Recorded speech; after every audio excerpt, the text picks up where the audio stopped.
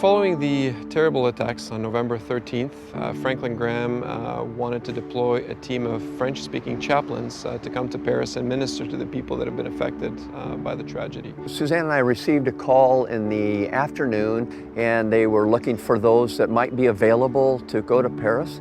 I was actually blessed to get the call to be able to say, can we come here and pray for and help the people of Paris? We were on the ground in Paris on Monday morning, so November 15th. Right away, the first thing we did is we went to the sites. We saw that there were a lot of people grieving. That's what we felt that we saw, was all those emotions, grief, the outpouring of tears. Pain or the suffering or the emotion was so intense. Everyone in Paris has been affected by this, every single person. There was many people. There were crowds at each of the shooting sites coming to pay their respects or to just mourn the loss of a loved one. They were lost in their own world, and rightly so.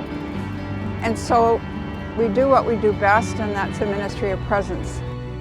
It's always very hard in disasters when there's such a loss of life. You never learn how to not be affected by it.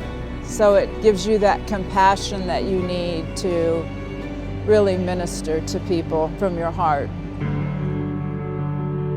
Being French myself and knowing that many French people are atheist, or it's a very secular country, I was really concerned, and yet I was so surprised because we were very warmly welcomed throughout our time here.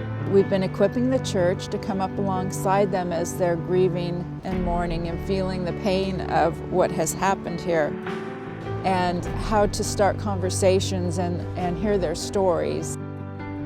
I don't think most people are used to people coming up to them and showing them love and compassion and just listening to them. Being with them in a ministry of presence, listening to them, listening to the stories, what they've experienced, hopefully, bringing some comfort to them. There has been so many times when even people that are atheists will say, of course, yes, just go ahead and pray. Our place was to bring the presence of God there because it's His Spirit that works, and by us being there, that's what we were bringing.